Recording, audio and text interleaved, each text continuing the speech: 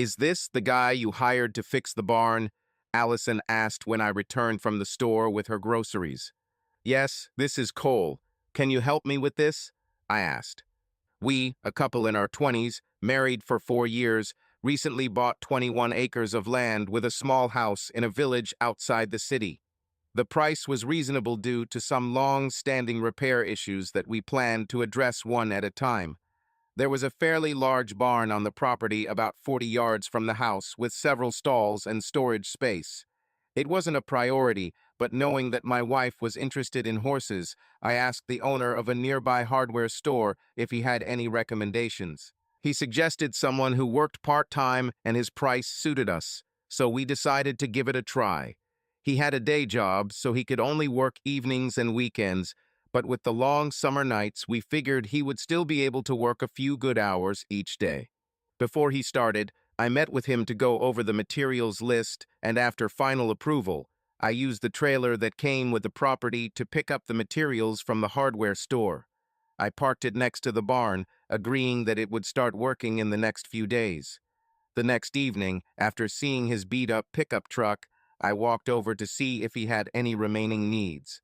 "Hi, Mr. Jim," Cole said in a thick country accent when he spotted me. "Just Jim, please," I replied, as being treated with respect made me feel weird. "I understand," he replied with a wry smile.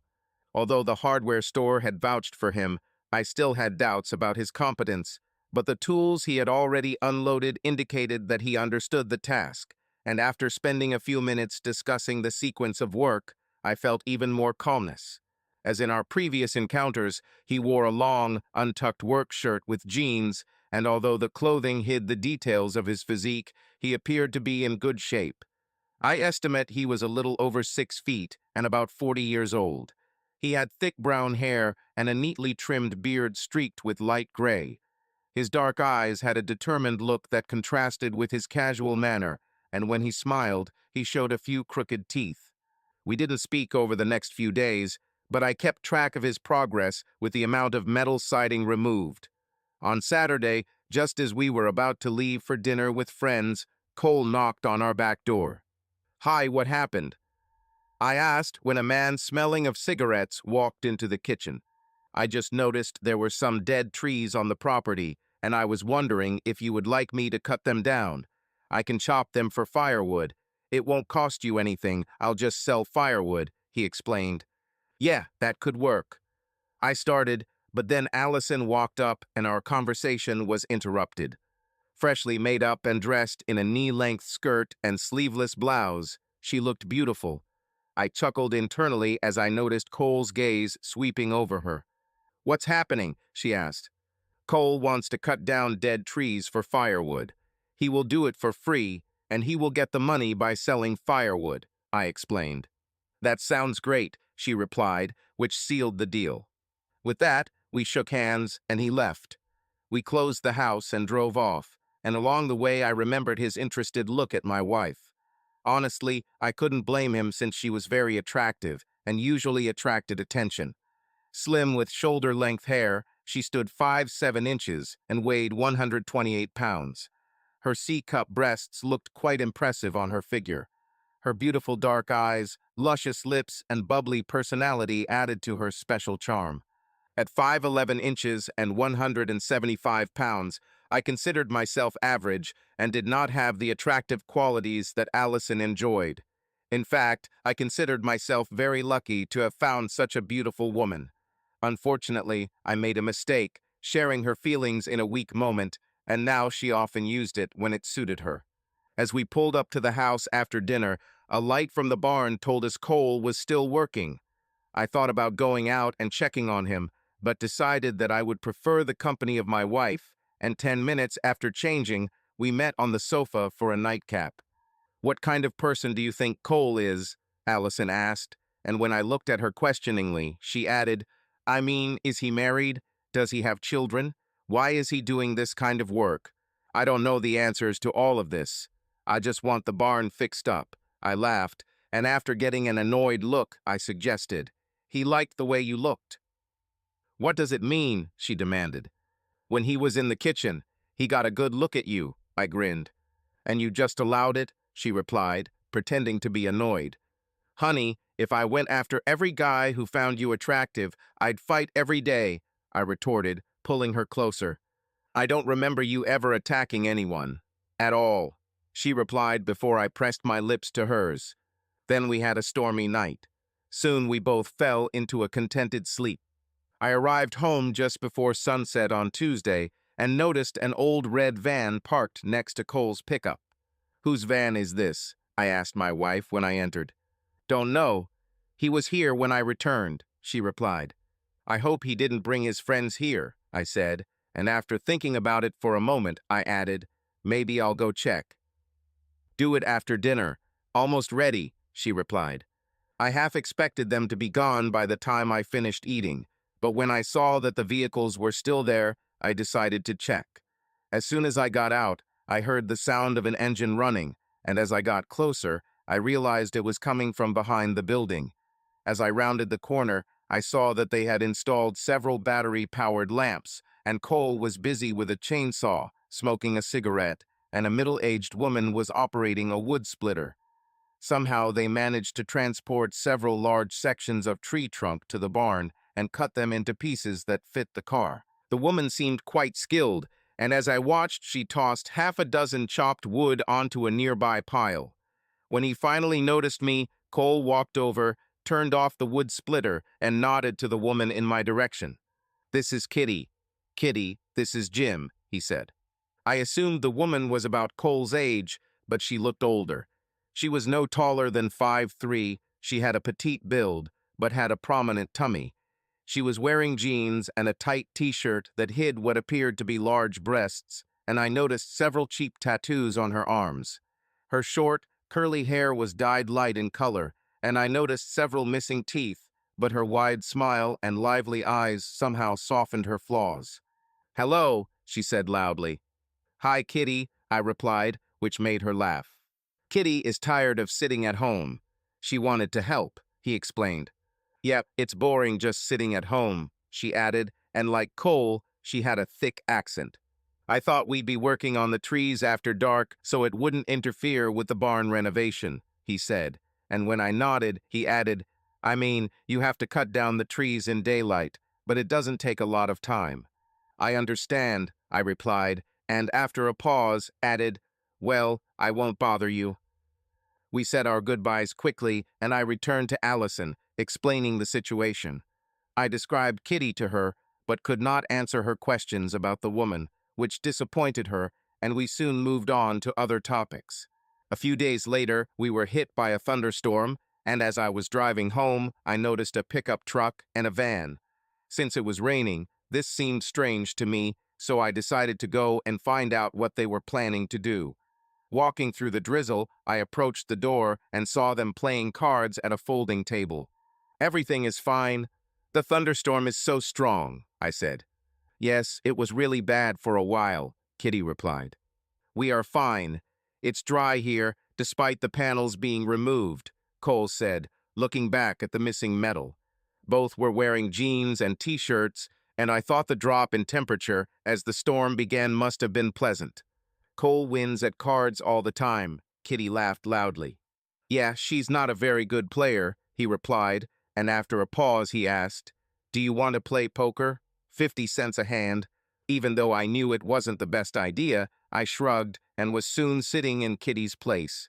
She didn't seem at all offended by the sudden change and stood next to the table while Cole dealt the cards. To keep things simple, we played 5-card games, and I was lucky from the start. I knew I was winning, but I wasn't sure by how much until Cole threw his cards on the table and looked at me with annoyance. "This is my last $5, he said. "Damn, that didn't take long," Kitty giggled. Her comment made him look up and say, "You think so, huh?" "Well, it is," she replied, laughing again. Cole looked at her for a long time, and as I was about to call it quits, he turned to me and said, "How about one more game? My bet is Kitty." His words made me chuckle, but when I saw his face, I realized that this was not a joke. If I understood correctly, winning would mean something from the woman that I feared might be sexual. Suddenly things became very strange as I didn't even know the nature of their relationship. I thought they must have had some kind of agreement, although I assumed it had nothing to do with marriage. I looked at the woman, trying to understand her reaction, and was surprised to see her smile. I don't think, I started as he started handing it out. I won the game with a pair of fives. Cole seemed indifferent to the outcome and simply moved away from the table, lighting a cigarette. When I dared to look at Kitty, she had the same smile on her face, as well as something that I took to be expected. "Listen, I have to go," I said, standing up. Neither Cold nor Kitty spoke as I walked away, and it took all my self-control not to start running. In essence, I was retreating from a dangerous situation and suspected that at that very moment they were laughing at me. Still, leaving seemed like the right decision, and when I reached the door, I felt relieved. "Why were you away for such a long time?" Allison asked. "Oh, just chatting," I said, preferring not to go into details of the strange situation. "What are they doing?" she asked. "They are waiting out the rain," I replied. The truth was that I wasn't entirely sure of their plans since we hadn't discussed it. Still, my message rang true, and since she left the topic, I left it too. Throughout the evening, I tried to understand what had happened, oscillating between the thoughts that everything was innocent and that the situation had other, more disturbing implications. I never found a definitive answer and shuddered at the thought of the next interaction. Unfortunately, the situation bit me faster than I expected. 2 days later, when I returned home from work and saw the look on my wife's face, I knew something had happened. She looked like she was using every ounce of energy not to explode, and the theme of her anxiety became apparent within minutes. "Woman, Kitty, she came by a while ago," Allison announced. "Why?" I replied, instantly concerned. "She needed to use the bathroom," she replied, but I could tell from the look in her eyes that she was hiding something. "Okay, I guess," I replied nervously. With that, she went back to preparing dinner, but as I started to walk away, she added, "She told me about her and Cole." "About?" I replied, thinking that perhaps the conversation was not about the card game. "Yes, they are not married," she said, and when I did not answer, she continued, "But she is married to another man. They live in the same trailer park, and her husband sent her to Cole." "Send her? What does it mean?" I asked. "For sex. Her husband sent her to Cole for sex," she explained. "Her husband sent her to another man for sex? Why?" I asked the question, really not understanding. I watched as she furrowed her eyebrows for a second before answering, "I'm not sure. She didn't really explain it." "This is weird," I said. "Yes, I know," she replied, and then added, "What if they're doing it in your barn?" "Is this my shed now?" I answered with a grin. "It's yours until they leave," she replied, trying to hide her smile. Not knowing what else to say, I shrugged and replied, "Oh well." Again, I turned to leave, but this time Allison said what she had been hiding. She said you won her. For a moment, I considered playing dumb, but deciding it wouldn't do any good, I answered honestly, "I'm still trying to figure out what that means." "You didn't tell me," she replied, turning and staring at me. Well, I didn't know what to say," I replied as my excitement returned. "Why didn't you just say you won't Kitty in a card game? For sex," she said. Her direct message confused me, and I fell silent for a while before replying, "I'm not sure what that meant." "That's what she thought," she offered. "Did she say that?" I asked. "Not exactly, but I got the hint," she replied. "So you're guessing," I insisted, seeing a way out of the situation. "Is it so?" she challenged me. "I think yes. It's just too crazy," I replied. "Yet, it's pretty crazy," she agreed, turning back to work. I took the opportunity to leave, and later, at dinner, I was glad that she did not return to the subject. Likewise, when we watched TV, we talked about various topics, but she did not mention the team from the barn. I began to think I was out of the woods, but I soon realized that her silence did not extend to our bedroom. "Are you sure you want me and not Kitty?" she asked as I pulled her close to me. "Stop doing that. You make me feel guilty, even though I don't think I did anything wrong," I retorted. You were playing cards. You played for her. Kitty, she answered. Everything happened so quickly. Before I even knew what he meant, it was over. I responded defensively, and when she started giggling, I asked, "Why are you making fun of me? Are you jealous?" My words turned her giggle into a full-blown laugh, and when she calmed down, she replied, "No, honey, she's not your type." Now realizing that she was playing with me, I replied, Maybe I need a change." However, I did not receive the answer I expected. She would be happy, I'm sure. Her husband sent her to Cole because he couldn't cope. "How did you know that?" I replied, turning her around so I could see her face. "She told me," she admitted. "What else did she say that you didn't?" I insisted. "She's very happy. She said all the women thought he was a stud," she replied, her giggle returning. "Well, here you go." I began, but she interrupted me. "And you won it from a stallion," she said, laughing louder now. Having had enough of her taunts, I pushed her onto her back and pulled her thong off her smooth legs. "You don't deserve this," I said, feigning annoyance. "I deserve it," she grinned. "Talking about Kitty got you going," I whispered in her ear. "Be quiet," she replied, her hands grabbing my shoulders. We started having sex. "God, that's so good," I said, then kissed her lightly. "Have you thought about her?" Allison asked brokenly when we broke off, catching me off guard. "Stop it," I demanded. "I think you were thinking," she replied, ignoring my message. I swear, I couldn't understand why she brought this strange situation into our bed, especially when we were in an intimate state. "Why did you say that?" I asked later as we hugged. "It just occurred to me," she replied, her finger touching my lips, signaling me to stop talking. The next day at dinner, we returned to the topic of Kitty and Cole. This time, the conversation was mature, without attempts at banter. Although we discussed various aspects, including Cole's motivation and Kitty's true interest, we were unable to come to a consensus that felt right. Finally, we simply concluded that this is a strange situation with people we don't understand. A week passed without further incident, but when I returned home late Thursday night and saw a strange look on Allison's face, I knew something had happened. She looked like she was using every ounce of energy not to explode, and the reason for her anxiety became apparent within minutes. "What?" I asked, seeing that she was not going to share. She tried to ignore me for a moment, but when I took her hand, she started giggling and admitted, "I talked to Kitty today." "For what? Has she come to us again?" I asked. "No, I went to her," she replied.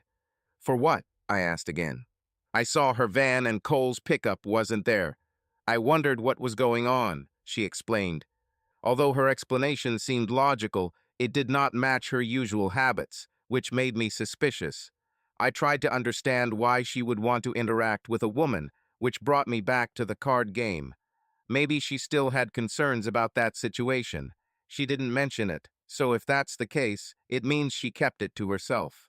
"Okay, what did you find out?" I asked. "More about her husband and Cole. She lives mostly with Cole, but sometimes stays with her husband." I asked if she planned to leave her husband and marry Cole, but she said no. "She said everyone is happy now," Allison explained. "This is weird," I said.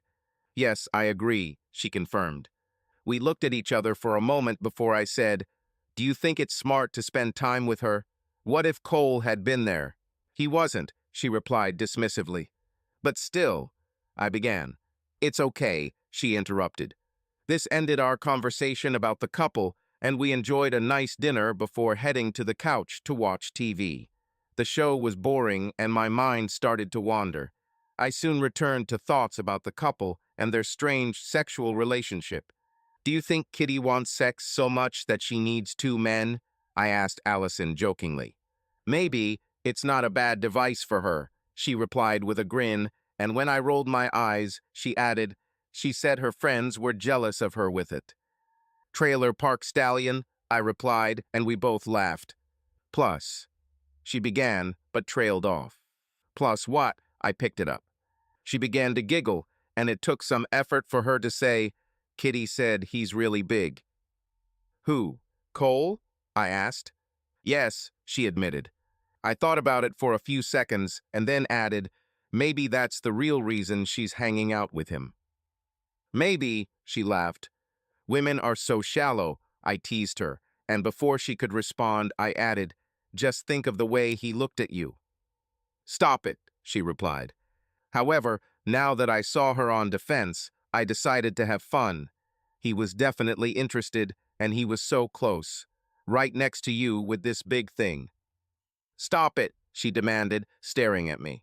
However, she couldn't help herself and started laughing and said, okay, I'll stop teasing you if you stop teasing me. I didn't say anything for several days. I think I have a few loans, she countered. No, no one has loans, I replied and hugged her. Despite the agreement, over the next few days, we both continued to tease each other about Cole and Kitty, and our playful interactions convinced me that she no longer had misgivings about the card game. I spent the day shopping with Allison on Saturday, and we didn't get home until 4 o'clock.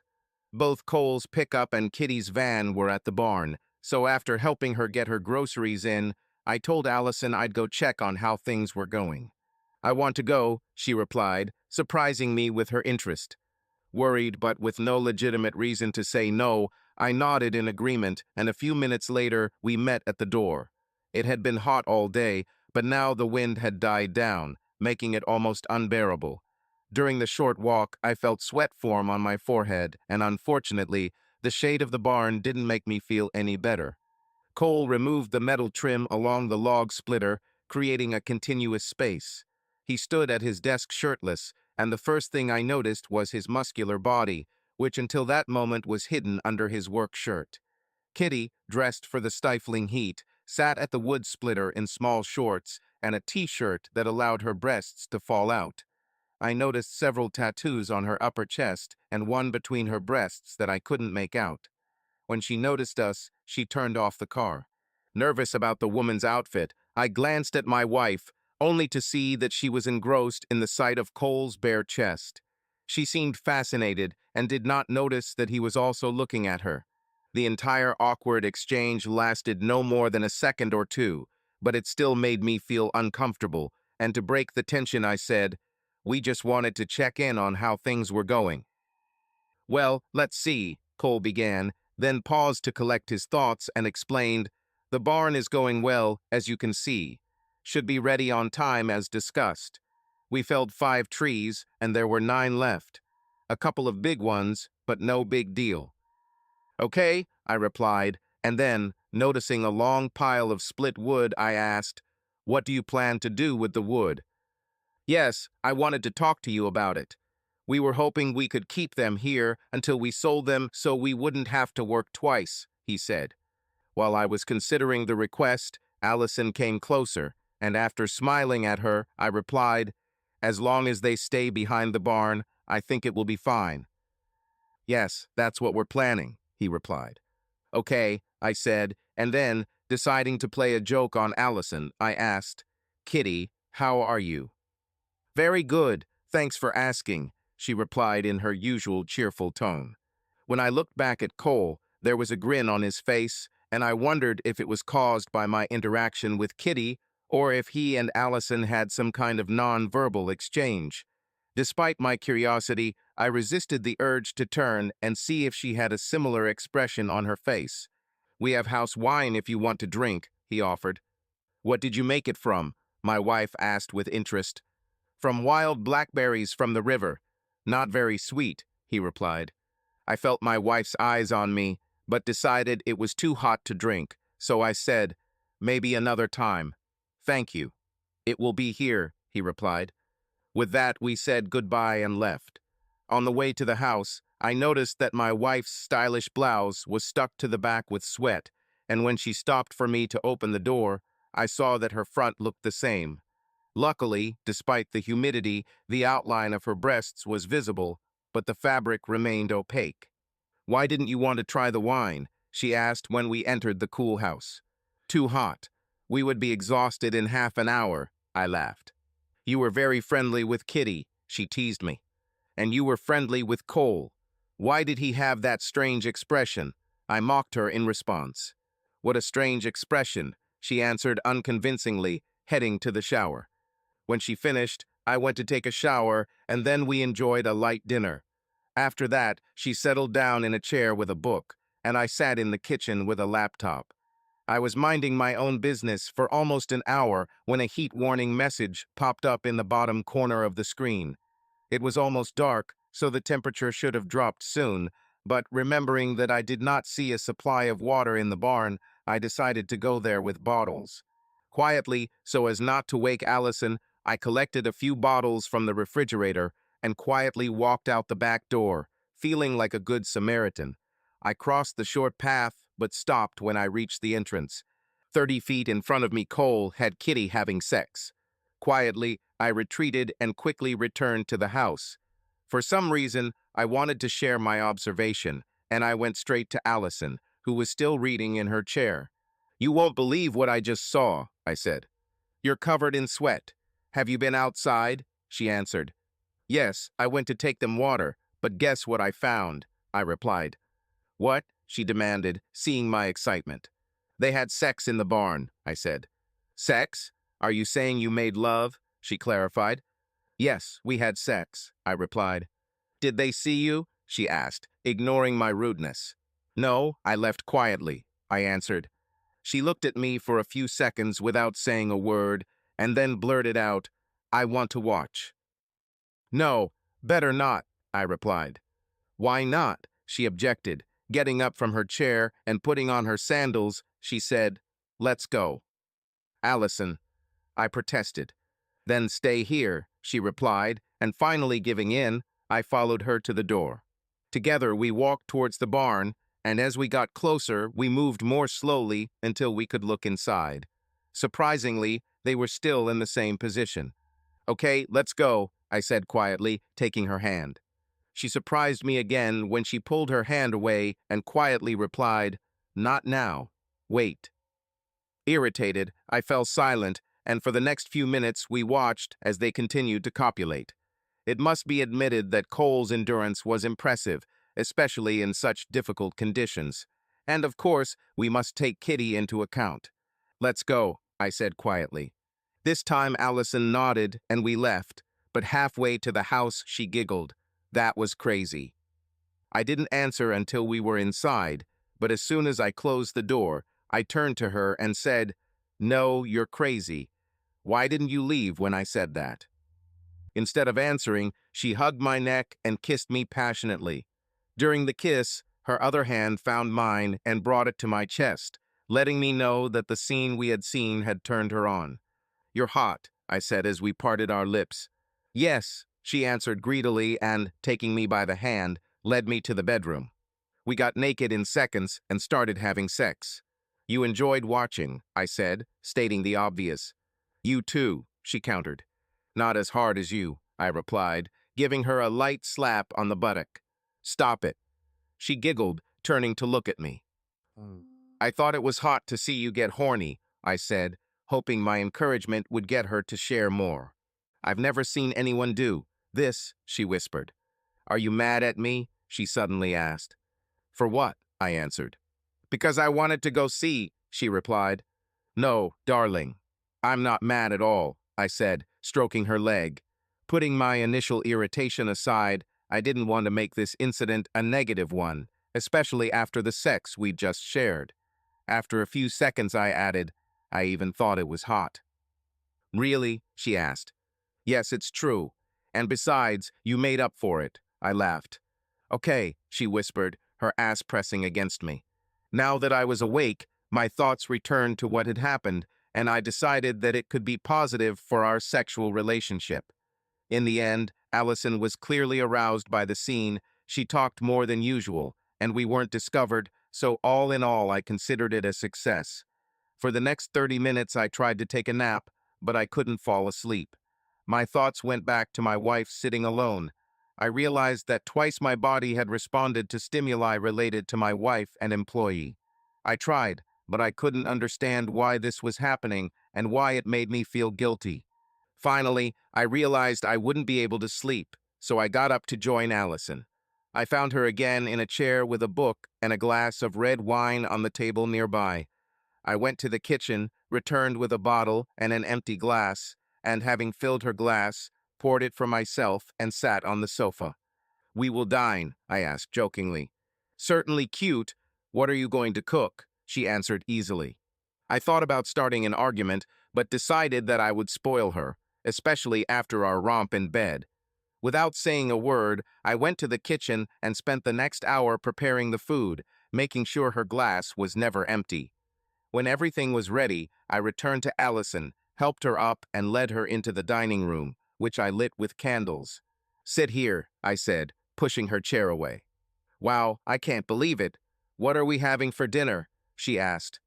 "We're sharing the filet with chips and green beans," I announced. "That sounds familiar," she laughed.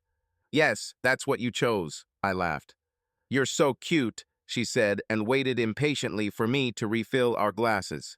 We enjoyed a wonderful dinner, and as we chatted, I opened a second bottle of wine.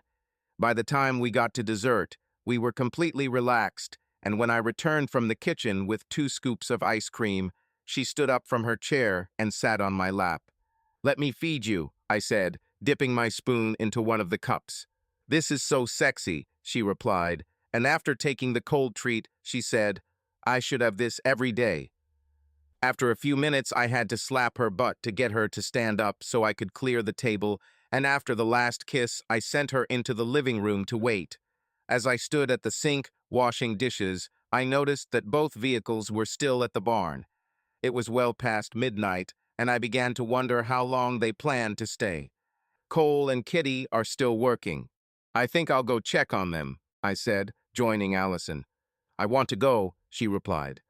Her interest surprised me, especially after what we had seen earlier, and my first thought was that it was because of the wine she had drunk.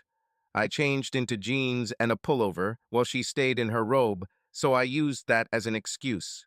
"Honey, you're not dressed for this," I laughed. "Let me change," she replied without backing down. Her answer puzzled me, but as I tried to recover, a strange idea flashed at the edge of my consciousness, and before I could stop myself, I blurted out, "Maybe if you dress like Kitty." "What?" she asked in surprise.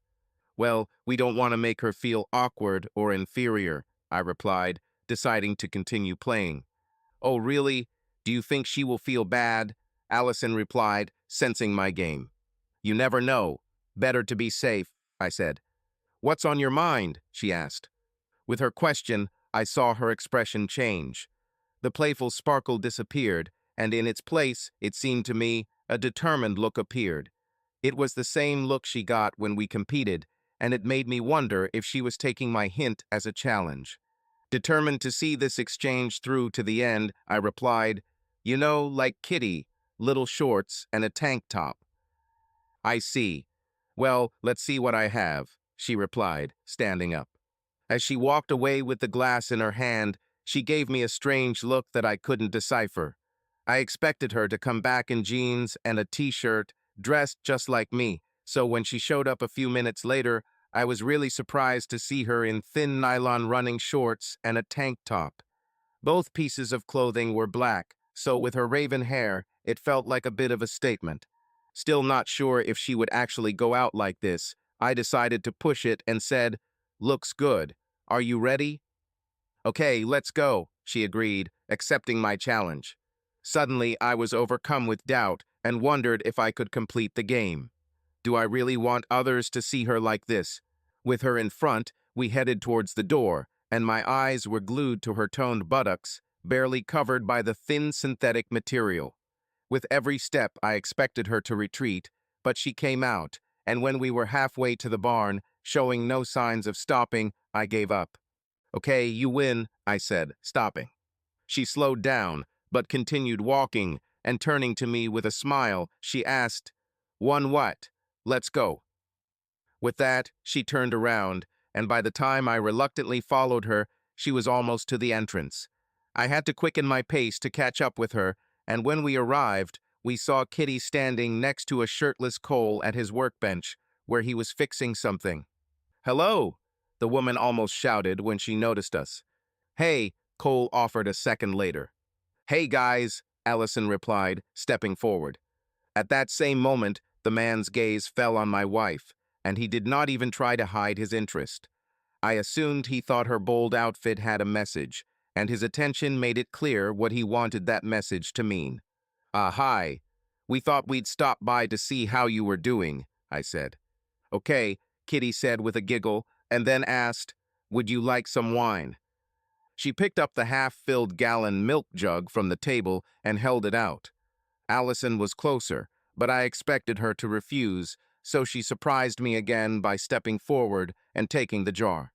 How do you do this? My wife asked. We just drink from a jug, the woman laughed. My beautiful wife removed the lid and raised the vessel to her lips. She paused for a moment and then drank again before turning to me. Pretty good, she said. It's a good match, Cole confirmed. I accepted the jug and took a quick sip, and while it was acceptable, I found it far from good. When I finished, I passed it to Cole, who took a long sip and then passed it back to Kitty. The wine passed around 2 more times before it ran out, and Cole casually tossed it under the table. Is it difficult to work when it's so hot? My wife asked.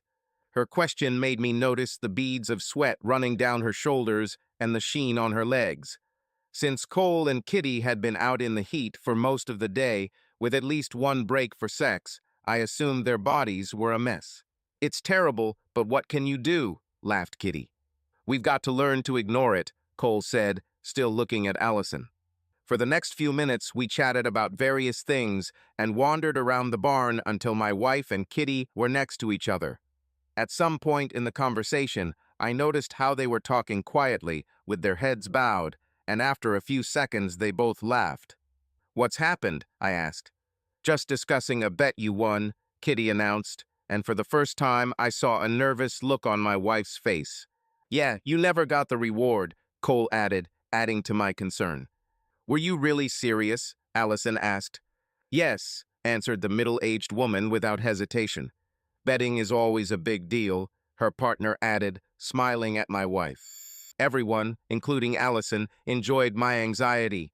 It was another surprising move on her part in a day filled with such moments, although, in the last 30 minutes, they all seemed to be heading in the wrong direction. Luckily, the conversation shifted, and we spent the next 10 minutes talking about the barn, their wood cutting, and plans to sell it. Then, in another quiet moment, Allison asked about the parts on the table, and Cole began discussing with her the renovations he was doing. I knew she wasn't interested in mechanical things, but she pretended to, asking a few questions, and in the process ended up standing next to him at the table. There was suddenly a heavy sexual tension in the room, and when I looked at Kitty and saw her smiling at me, it only increased my anxiety. In a way, it felt like Allison and I were innocents in a room of predators, like zebras on the African savanna, chased by lions, with her slightly reckless behavior. Where did you learn to repair things? My wife asked, and as it seemed to me, there were flirtatious notes in her voice. Oh, here and there. It takes a while, but most things are similar, he replied with a smile. Their eyes met for a second, which made me intervene. Ready to go. Yeah, okay, Allison replied. Come back and see us, Kitty said as my wife approached me. We'll come, she answered. As we headed for the door, I was sure that at that very moment Cole was looking at my wife's firm buttocks. I also wondered what I would find if I returned later. As soon as we entered the house, I headed to the bathroom, and when I returned to the living room, I found Allison curled up in a chair, pretending to read a book. I knew it was an act, and I think she knew I knew it, so when I took her hand and pulled her to her feet, she didn't resist. I turned and fell onto the sofa, pulling her on top of me so that she was straddling my waist. Did you like it? She asked before I could speak. What exactly? I asked, not knowing which answer would be correct. That I was almost naked, she clarified. It didn't seem to bother you, objected. It didn't seem to bother you, I countered, and before she could answer, I added, you teamed up with Kitty to talk about the bet. Well, if you were going to parade me naked, I felt like I had the right to, she replied. I didn't force you to come out like that. I tried. I began to protest. Stop, don't even try to deny it, she interrupted. I tried to change my mind, I said in a quiet voice. You felt guilty, she retorted, and then asked, Do you know what she said? What? I asked with a shudder. She said it's all up to you. I asked what it meant to win the bet, and she said since you won, it's all up to you, she explained. I don't understand what that means, I replied. You know what that means. She was ready to have sex with you, and it looks like she's still ready, my wife replied. I don't want, I began. I know, she interrupted me again. I pulled her down for a kiss, followed by a second, and I was about to suggest moving into the bedroom when a thought occurred to me. I want to ask you something, I said, and my tone must have worried her because she looked at me for a few seconds before nodding slowly. Knowing I was in dangerous territory, but unable to stop myself, I asked, Were you thinking about Cole? In the bath? No, she answered weakly. Allison, you're a terrible liar, I laughed. Embarrassed, she begged, Enough. Then we had sex. You have an attraction to him, I stated, deliberately provoking. No, she answered. I think there is, I countered. Somehow we made it to bed and both woke up late the next morning with hangovers. Neither of us wanted to talk about last night, and the more we ignored it, the harder it seemed to start a conversation. By Tuesday, I suggested that we wouldn't be discussing this anytime soon. Rather, I thought it would be one of those topics that would arise in a few weeks or months when the rough edges had been smoothed out. To be honest, I was relieved by this outcome as I needed time to digest everything I had learned. I was left with uneasy thoughts about my reactions when I thought about her and the worker, and although at the time I thought that my demand for her outfit was due to her stubbornness, I now had my doubts. Did I, subconsciously, want to imagine her in sexy clothes in front of this man? And if so, for what purpose? Allison's confessions added a whole new dimension to my understanding of her sexuality. I knew that fantasy was very different from reality, but her flirting and insistence on going out to the barn in an exciting outfit blurred the lines. I could accept that part of her motivation was to annoy me for making her dress like Kitty, but was that all? What made it worse was that her actions fueled my passion. Cole and Kitty didn't show up on Sunday or Monday and were only on site for about an hour on Tuesday, but were back to their regular schedule on Wednesday. I deliberately avoided the duo, and fortunately Kitty no longer came into the house to use the bathroom. When will you be back? My wife asked Saturday morning as I sipped my morning coffee. Probably not until 2. I'll call you when I leave. We can go to dinner later, I suggested, feeling guilty for ruining her weekend. Unfortunately, our brilliant HR manager decided that we should interview the current graduating class of college students over the weekend because in her dim mind, she decided it would be less disruptive. Senior leaders made a fuss when they learned of the plan, but it was too late to change anything.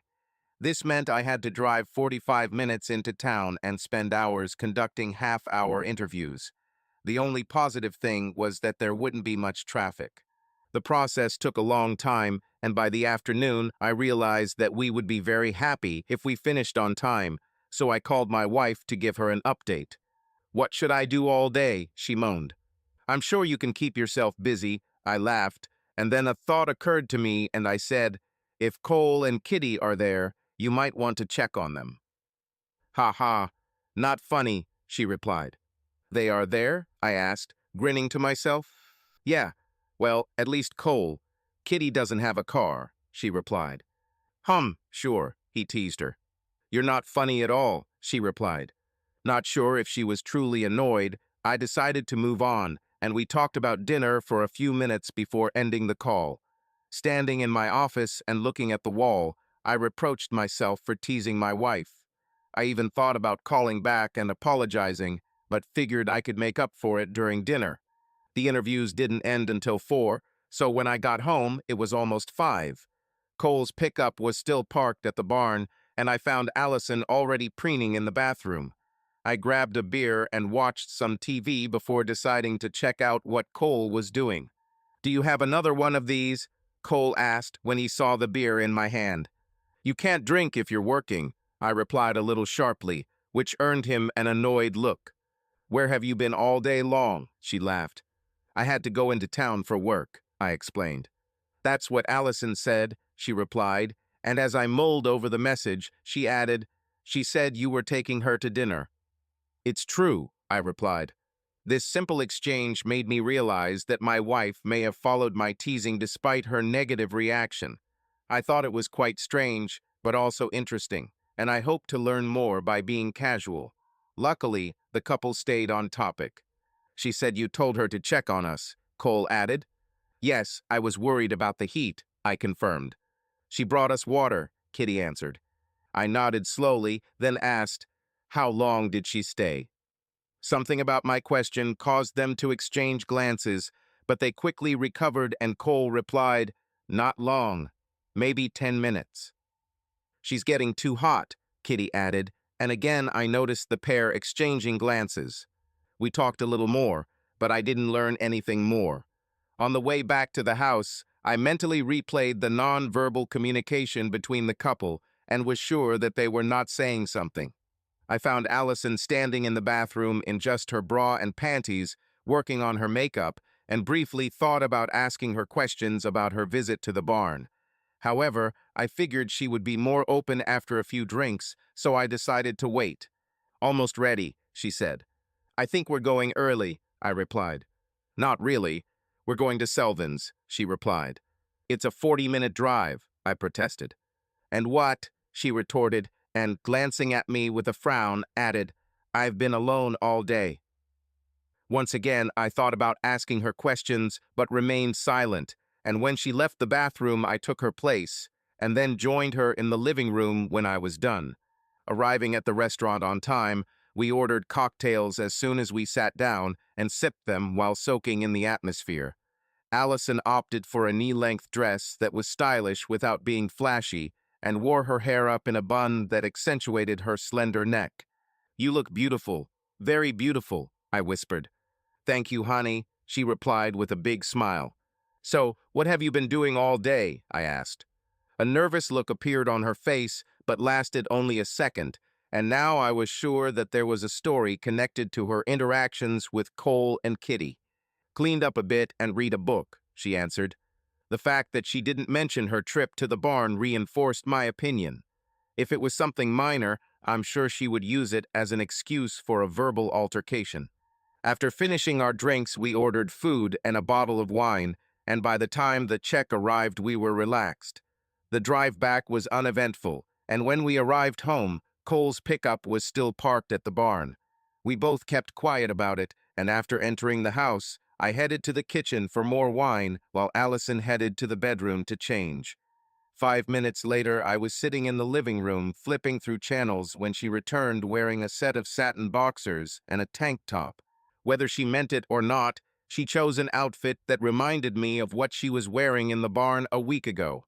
She took the offered glass, and we chatted while we watched the movie, but I couldn't take my eyes off her, just as I couldn't shake the thoughts of her earlier visit with the couple. Since last weekend, I've mostly avoided any discussion about Cole and Kitty. Our brief exchange earlier was the first time I had suggested interaction, but I made it clear that it was a joke.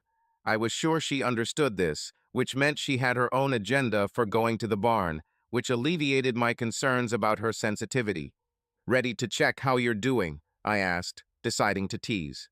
"Ha, funny," she replied. "Well, you're dressed for it," I said. My words made her look at her outfit for a moment, and then she reminded me, "You bought me this for Christmas." "Oh yes, I remember," I replied, although I didn't actually remember. "Let's go have a look," I said. "Outside? In the barn? Why?" she asked quickly. "This movie is disgusting and I'm bored," I replied. Nervousness appeared in her eyes, and she said, "Go yourself." "You should go too," I said. "I don't want to," she replied. Instead of continuing to bicker, I reached for the bottle and filled our glasses. I was ready to push Allison, but she became defensive, so I decided to give it time to cool down and then try again. We continued to watch the film, but I saw that she was now drinking wine greedily, and when her glass was a third empty, I obligingly refilled it. "Do you really want to go there?" she asked after another sip. "Yes," I answered. "Do you want me to come too?" followed. "Yes," I said. "For what?" she asked. Without thinking, I replied, Because you went there earlier today, and since you didn't tell me about it, I think something happened. I want everyone to get together and figure it out. I didn't go, she began. Yes, I did. I was talking to Cole and Kitty while you were in the bathroom. I interrupted. Nothing happened, she answered nervously. Then why didn't you tell me? I objected. With that, she fell silent, and we looked at each other as the seconds ticked by before she said, "He tried to kiss me." Tried or kissed? I asked, feeling that this was not all. He took me by surprise, she objected, but did not explain. So did you kiss back? I teased. No. What did he say? She answered. He didn't say anything. He just exchanged strange looks with Kitty, I replied. Once again, we fell silent, and when she spoke again, she said, "Our lips touched, but that's all." "Okay, I'm going outside to talk to Cole and see if he says the same thing," I replied, starting to stand up. "Okay," she replied, but as I was about to leave, she said, "Wait, we kissed twice." "Twice or more?" I asked. "Just twice. He caught me off guard and it happened so fast," she replied. I returned to the couch and then teased, "You like him." "No, I don't like it," she objected, giving me an irritated look. "What are you wearing?" I asked, now feeling like an interrogator. "Jeans and a t-shirt," she replied. "Bra?" I teased. "Yes," she answered, but from her appearance I sensed doubt. "How did it all start?" I asked. He just pulled me towards him," she replied. "And why did it end?" I asked, wanting to get the full picture. "I pushed away," she answered, but when she saw my questioning look, she took a deep breath and said, "And Kitty came in." "Where was she?" I teased. "Slept in the car," she replied. "Okay, let's get this straight. You walk into the barn after turning me down when I teased you. You find Cole alone, and he comes over and pulls you towards him, and you start making out. Then Kitty interrupts you," I said, and before she could answer, asked, "What would have happened if she had not appeared?" "Nothing. I was about to leave," she replied. "Should I go hit him and fire him for attacking you?" I asked. She looked at me for a long time before looking down at the glass and answering, "No." I was unsure of her story, and by the look of her, she knew I had my doubts. We sat quietly for a while, and the longer this went on, the more nervous she became. I was sure that she knew that I doubted her words, and this added to the tension. As I tried to understand the extent of her involvement, I remembered her willingness to watch a couple have sex. At first, I thought that might be the driving force, but then I remembered how she winked at the man, the first time she visited the barn, and it took me back to the beginning. "You like him," I said again, tired of thinking and hoping for a new reaction. "No, She began before I interrupted. "You fantasized about him in the bath. You told me so yourself," I reminded her. "Please stop," she begged. When I didn't answer right away, she asked, "Am I in trouble?" "A little," I replied, but deciding to be gentler, I added, "Not too much. I just don't understand." My words apparently calmed her down, and she quickly clung to me. We sat like that for several minutes in silence, and during this time I began to slowly stroke her thigh. "Sorry," she whispered, and before I could respond, she added, "He really caught me off guard." I was silent, but another thought struck me, and I asked, "Did he touch you anywhere else besides his lips?" "For the butt," she began. "And what else?" I interrupted. "For the chest. That is, he tried, but I pushed his hand away," she answered. "Were you wearing a bra?" I asked again. "No," she whispered. The guilt she felt from her confession made her press even closer to me, as if she wanted to merge with my body. I let her, and we broke our connection just once so I could refill her glass. I couldn't get rid of the thought of my beautiful wife in the arms of a worker. Younger, much more attractive and educated, it seemed impossible, but somehow it happened, even if only for a short time. I realized that I was more interested than worried that I had not witnessed this encounter, and like other times when I had similar thoughts, it made me anxious. "The pickup is still here. Let's see what's going on," I said, giving in to strange thoughts. "It's too hot and I don't want to sweat," Allison replied. Let's go, I said, moving away from her. Go on your own. You don't need me, she objected, and seeing my irritated expression, she added, It will be strange after, you know. Everything will be all right, I answered sharply, lost in lustful thoughts. She looked at me for a few seconds and then said, Well, I can't go out there like that. Wear what you wore last week, I replied. Instead of answering, she took another sip and turned her attention back to the TV. We sat in silence for several minutes before she silently stood up and disappeared into the bedroom. A few minutes later, she returned in gym shorts and a tank top, sat down, took the wine, and stared at the screen. Deciding that I needed to change, I got up, went to the bedroom, and quickly put on knee-length shorts and a t-shirt. While fishing for the shirt, I noticed my old black t-shirt with many small holes and, turning to leave, grabbed it. Try this on, I told her as I sat down. She examined it for a moment and then stated, It's too big. Try it on, I pressed. Why? I'm already dressed. Like this. Why are you so persistent? I thought you weren't angry, she replied. Just try it on, I said. I knew that I risked reaching its limit, but I could not get rid of the strange thoughts that took possession of me. She gave me an annoyed look, and then with a heavy sigh, she lifted her top over her head and tossed it to the side. I couldn't help but stare at her perfect breasts as she took my old shirt, put it on, and looked at her body. I told you so. It's too big, she said. It's okay, I said. No, honey. Come on, she tried. Undeterred, I replied, It's okay. I stood up and walked towards the door, wondering if she would follow me. When I got there was no sound behind me, but instead of waiting, I decided to move on. Hi, I said as I walked into the barn. Cole and Kitty were sitting on buckets near the table, sipping milk from an old jug that I assumed contained their homemade wine.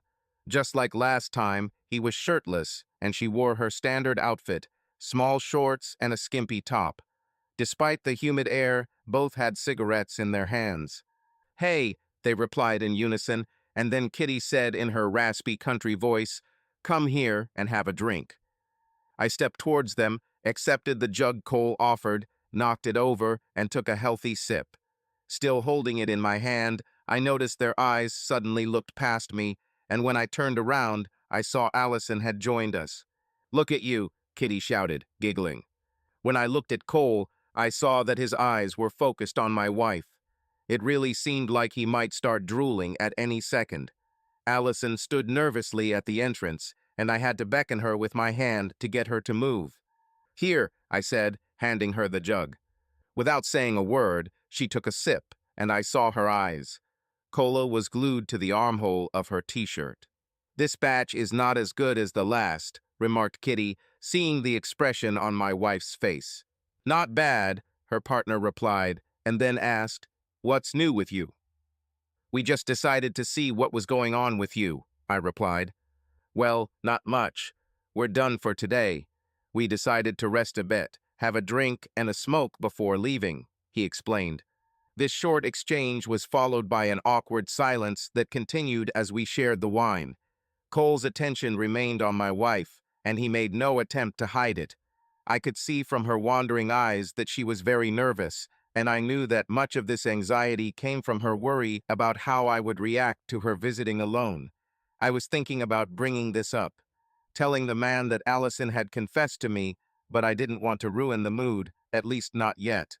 Finally, Kitty broke the silence by saying, Have you forgotten your bet? Her question made Cole laugh loudly, and when he finally calmed down, he said, She doesn't want to give up. Doesn't she, girl? Hell no, she laughed, and then, quickly calming down, turned to Allison. Maybe we can switch. Kitty, my wife answered anxiously. You really liked Cole's attention this afternoon, Kitty giggled and quickly added. They were kissing and talking. Cole turned to me with a nervous look, but I calmed the situation by answering, Yes, she told me. He was just starting to warm it up when I walked in, the woman laughed. Kitty's comments indicated that the meeting may have been different from the explanation given by my wife. I pondered what to do while Allison tried to avoid Cole's gaze. Kitty's words threw her off balance, and for a moment I considered retreating to the safety of the house before deciding to continue. "I think she likes him," I replied, which earned an angry look from Allison. "Ha, Shirley," laughed the older woman.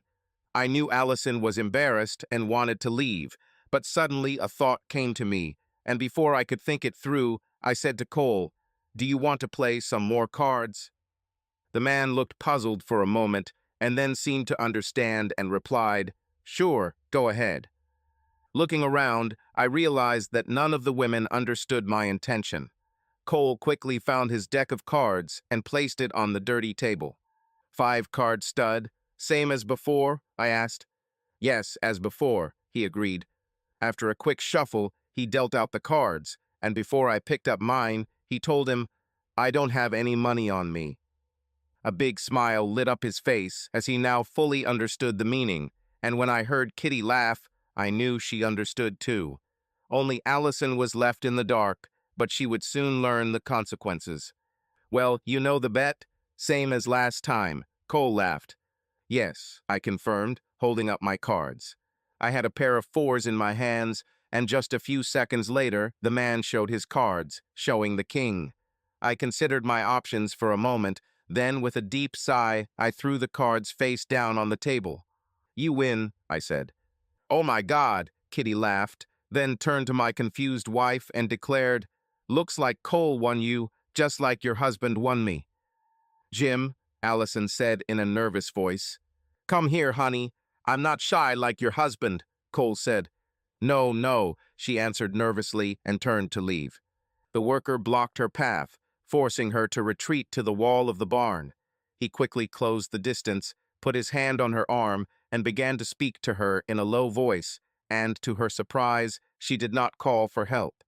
I was prepared to intervene if he became aggressive, but he calmed down after his initial movement, allowing me to relax and observe. Focusing on my wife, I didn't notice that Kitty came closer until her hand was between my legs, and looking at her sternly, I said, "Kitty, don't." "Let's go to the pickup truck. I'll make you feel good," she giggled. "No, thank you," I replied, which earned her an offended look.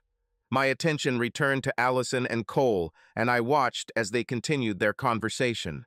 The fact that she was having a conversation with a man in front of me was surprising, but it also ignited a strange feeling in me. Despite playing cards, I only planned to make Allison uncomfortable, but as I watched, other ideas began to occur to me. A few seconds later, Kitty surprised me again when she lifted my hand to her breasts. I quickly pulled my hand away and received another disappointed look. Then, as a big smile lit up her face, she pulled her tank top off, revealing her large breasts. "Hey, Cole, take her top off. My tits are already out," she called to her man as she tossed her top onto the table. "Tell her it's part of the bet to take off your shirt," Cole replied. I looked at the man and my wife, wondering what to do. If I wanted, I could use the bet as leverage to put pressure on Allison. However, it seemed too aggressive, and I knew that the more we got involved, the harder it would be to get out of this situation. Before I could answer, Kitty's insistent hands reached for my belt. "No, Kitty, that's enough," I said, reproaching her for the third time.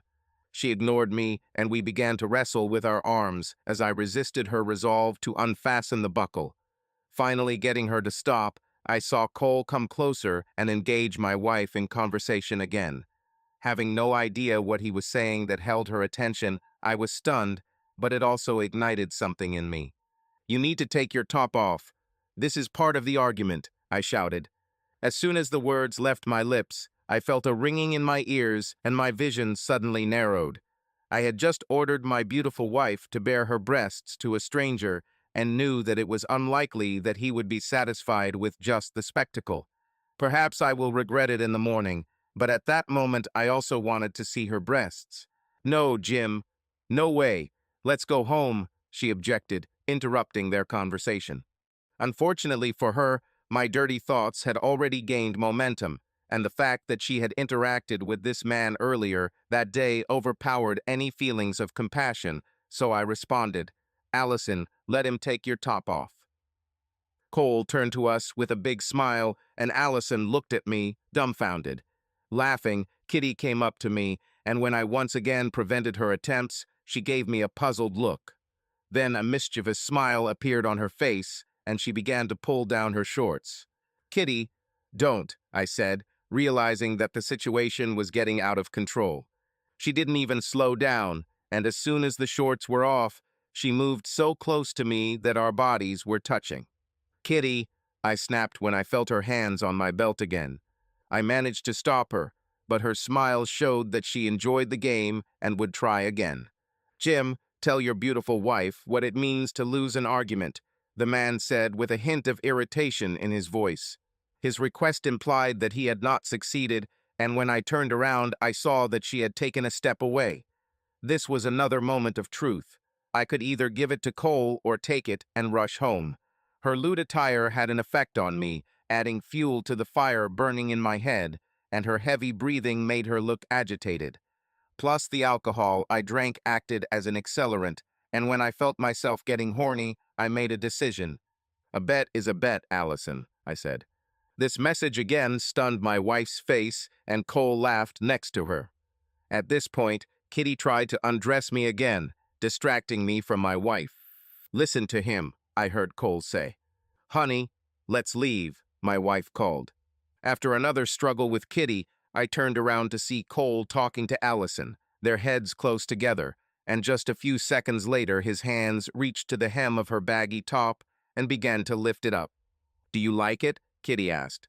Her facial expression showed such a desire to please that I let out a soft moan and replied, "Yes." "Let's go to the pickup truck and make love," she suggested. "No, Kitty," I replied. When I turned back to my wife, I saw that the old man had his arms around her and their lips were locked. When the kiss ended, they talked for a while, and then Cole slowly led her to her desk. When they stopped, Cole's hands immediately went to her shorts, but she stopped him, and after another attempt, receiving the same answer, he changed tactics. "She wants to make love to him," Kitty said, and I noticed that her voice became hoarse. "No," I said, although I wasn't sure. Even though I was considering an exit plan, something about watching this couple fascinated me, and I kept telling myself that I would let this go on a little longer. "They are going to make love. Let's go to the pickup," Kitty suggested, and when I didn't answer, she laughed. "You just want to watch." "We need to go," I said, and as Cole continued to knead her ass, I repeated louder, "Cole, we need to go. Let her go." This time he understood and loosened his grip, allowing her to pull up her shorts. "Have a nice evening," I shouted. "Are you sure you don't want to stay? It's all just begun," the man chuckled. "No, no, we have to go," I replied. He nodded, and then, looking directly at Allison, said, "I still want my bet." "Me too," Kitty picked up. Without answering, we left and quickly headed towards the house. As soon as we got inside, we started undressing each other. "You wanted to make love to him," I told her, unable to let go of this thought. "No." "You put me on the line," she answered. "You bet me and you lost." Several times she was about to speak, but held back, before finally looking me in the eyes and asking, "You bet. Did you make the bet for this?" Her question changed the dynamic, and now I was feeling nervous. Everything happened so quickly, and I thought I acted impulsively. Was this really something that had been living inside me for a long time? I was thinking about my past reactions and the things I was pushing and realized that this could be true. I tried to come up with a smart answer, but I couldn't, and almost a minute passed before I got up the courage to respond. "Yes," I told her. "Do you want me to?" She began, but could not complete the question. "Yes, yes, I want you to do it," I whispered. "Do you really want me to do this?" she asked. "Yes," I answered with more confidence. "Oh my God! Oh my God!" she gasped. Suddenly my thoughts returned to the man, and after stopping abruptly I said, "Go to him. Go to the barn." "This is crazy," she said, although she did not refuse. Soon she was dressed, and when I saw her in the vulgar clothes with her sweaty body and tousled hair, I thought she had never looked sexier. After putting on my clothes, I pushed her towards the door, and as soon as we got out, we saw that Cole's pickup was still parked. One step ahead of me, we felt the heat as we walked in silence. She reached the entrance first, and when she stopped abruptly, I realized that something was wrong. Of course, when I looked inside, I saw workers having sex. Allison tried to back away, but she bumped into me, and at that moment Cole looked at us. A huge smile appeared on his face as his eyes fell on my wife, but he made no attempt to stop Kitty. "Go take her place," I whispered. A trembling ran through her body, and half turning around, she stammered, "You, I, my God." "Go," I repeated. She took a few steps and then froze, but when Cole gave her a small wave, she slowly walked forward. "Take it all off," he said after a few seconds. They started having sex. With the show over, I let Kitty take my hand and lead me to the pickup truck. We had sex. "I need to check on Allison," I said. "Wait for me," she replied, getting out of the pickup. Together, we returned to the barn, but as soon as we approached the entrance, we saw that it was empty. This hinted that they had gone indoors, which amused Kitty. She took him to her bed, she laughed. Seeing my wife's clothes scattered, I walked naked towards the house with Kitty a few steps behind, and as soon as I entered, I smelled cigarette smoke. This hinted that they had stopped along the way for a smoke, which made me imagine my naked wife standing close to the man while he enjoyed smoking. When I reached the living room and found it empty, I knew that Kitty's words would be confirmed, and reaching the middle of the corridor, I began to hear creaking springs and groans. Although the lights were off, enough light came through the shutters for me to see a couple making love on the bedspread. Somehow my thoughts went back to how they ended up in our bed, and whether it was because of the man's insistence or my wife's desires.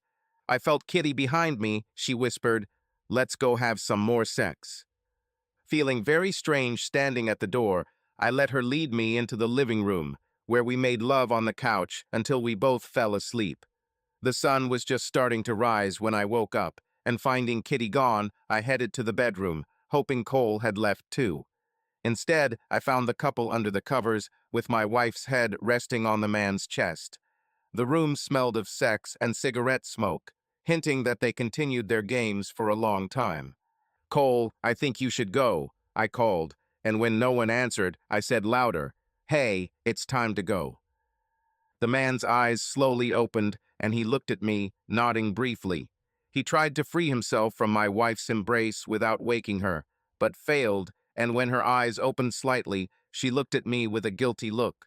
I followed the naked man to the back door and noticed that the pickup was gone, but deciding that it was his problem, I closed the door and returned to the bedroom. Having discovered that Allison had disappeared into the bathroom, I, not wanting to disturb her, got dressed and moved into the living room, waiting for her to appear. Almost an hour passed before I heard footsteps on the wooden floor, and a few seconds later, she entered the room wearing jeans and a tank top. Apart from the worried expression on her face, she looked surprisingly fresh considering everything that had happened. She sat down on the couch next to me and immediately said, "What have we done?" I, I don't know," I replied. We looked at each other for a moment before she asked, "You, what do you think?" "I'm not sure." "Don't be upset," I replied, remembering my role in what had happened, and before she could respond, I added, "I don't want to be angry." She nodded and then said sternly, "I'm mad at you." She gave me a steely look, stood up, and headed to the bedroom. A minute later, I followed her and found her taking off her bedclothes. Deciding to give her some space, I left and went to the barn to gather our clothes and found Cole sitting at the table in full regalia. "Everything is fine?" he asked with a proud expression on his face. "Yes, I came to get some clothes," I replied, wanting to leave as quickly as possible. He watched me as I packed my things, but before I could leave, he said, "Did you enjoy having sex with Kitty? She's not the prettiest, but she has good sex." "She's very nice," I replied. "I liked your wife." "Thanks for that," he offered, and when I just nodded in response, he added, "I was about to wake her up for another helping when you came in." "Stop it, Cole. Everything got out of control. She will cry all day, and please don't tell anyone about it." Tell Kitty to be quiet too, I replied. I think she'll be fine, he replied smugly. No, Cole, it won't. Trust me, I replied. He looked at me silently for several seconds before finally saying, You know, she wanted more. She told me to wake her up after sleep so that we could have sex again. I overslept. Doesn't matter. It's over, and like I said, please keep quiet about it, I replied. He nodded as I turned to leave, and I headed back into the house, throwing our clothes in the washing machine along the way. For the rest of the morning and into the evening, Allison and I kept our distance from each other, saying little, but Cole's words haunted me. According to him, she was ready for more sex, and I couldn't completely reject his statement. Actually, another round of sex wouldn't have changed anything, but rather it was his cocky attitude that he had turned my wife into his sex toy that bothered me. Finally, deciding that our mutual silence was not useful, I went to look for her and found her in the bedroom, where she was folding laundry. I came up from behind, hugged her around the waist, and pulled her towards me. I was glad that she accepted my hug. I kissed her neck several times. Why did you say that? She asked, making it clear that she had not forgotten my previous statement about her participation. I don't know, I answered, embarrassed. How many times have you done this to her? To Kitty, she asked. A couple of times, I answered vaguely. She took a deep breath, but didn't say anything, and after a few seconds my fingers went to the buttons on her blouse. With each one I expected her to struggle, but she remained motionless, and when all the buttons were undone, I removed the clothing from her shoulders. Then there was sex. We remained connected for several minutes, but finally I rolled onto her side, and we spent the next 30 minutes cuddling like husband and wife. I was glad that we seemed to be getting through the situation without too much stress, but there were still things I wanted to know, and I finally broached the subject. Last night, when I found you in bed, you were talking while you were doing this. He said something, and you replied, Yes, everything. Everything. What did that mean? I asked. It was just words during sex, she replied, but I felt her body tense. Tell me, Allison. Don't keep it to yourself, I insisted. It took some time, but finally she took a deep breath and replied, He asked if I belonged to him. My body. I said yes, but it was just words during sex. Perhaps a minute passed as we rested without speaking before I said, I saw him in the barn when I went to get some clothes. Kitty took the pickup when she left, so it was still there. I see, she answered with alarm, feeling that there would be a continuation. I waited a moment before saying, He said you were going to wake up for one more time, but he overslept. And what? She answered defensively. Okay, I don't think it matters, I replied, and then, as an afterword, I added, He was just so damn confident. She didn't answer at first, but after a few seconds, she started laughing and said with difficulty, That's a bad choice of words. Surprised by her reaction, I said, That's shameless. Sorry. It was too easy. She laughed, and when I gave her an annoyed look, she continued, Yes, things got out of control, and yes, some things were said that could make him overconfident, but they were just words during sex. We both lost control. You when you made a bet, and then all the pushing. I know, I said humbly. You know you gave me to him, sent me to him like Kitty's husband did to her, she stated. This message hit me like a brick to the forehead as the parallels were striking, and I tried to come up with a clever response, but failing, I simply gasped, Damn, Allison. Yes, it's strange, she agreed. Over the next week, we continued on a positive path, interrupted only once when she had a sudden attack of shame. It took a while, but I calmed her down, and at her insistence, I met with Cole and Kitty to get their promise that they wouldn't talk about it. We didn't know if they would keep their promise, but it made Allison happy, and by the time we went to bed, she was out of her depression. Other than that one interaction, we both stayed away from the barn, and luckily Cole didn't need to interact. I thought we could continue to ignore the couple until they finished and left. I then hoped that the memory of the event would quickly fade. 9 days later, I texted Allison that I needed to attend a late call and that I wouldn't be back until after 7. At the last minute, the vice president canceled the meeting, and on the way home I tried to contact her to inform her of the change, but her phone was unreachable.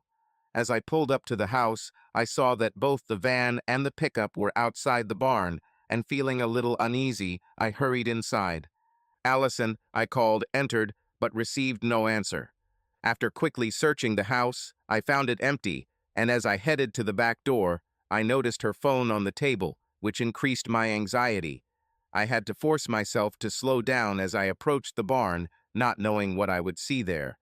Pausing at the entrance to assess the situation, I looked inside to see Cole at the workbench and Kitty at the wood splitter, while Allison, dressed in shorts and a torn top, was collecting chopped wood and carrying it to the old pile. Her outfit sent shivers down my spine, as it was impossible to justify it as anything other than wanting more sex, although I didn't understand why Cole looked busy. These strange circumstances forced me to step back to try to understand what was happening.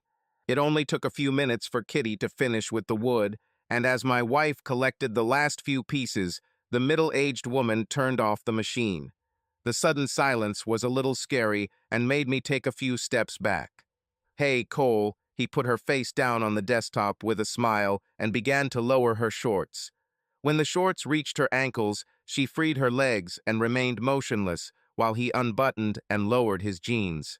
I left the trio and, heading towards the house, thought about burning the barn to the ground, because I believed that demons had settled in it. It's as if an evil spirit has taken over this place over the past few weeks. I was sitting on the couch staring at the wall when my wife arrived 33 minutes later, hinting that their fun would continue. Of course, my unexpected presence terrified her, and seeing the expression on my face, she realized that I knew about everything. Tears filled her eyes as she stepped forward and fell to her knees in front of me. "I'm sorry," she sobbed. "Subscribe to our channel so that your love doesn't cheat on you, and go ahead and listen to the next story, because this story is nothing compared to the next one. If you're under 18, don't even think, click to the next one."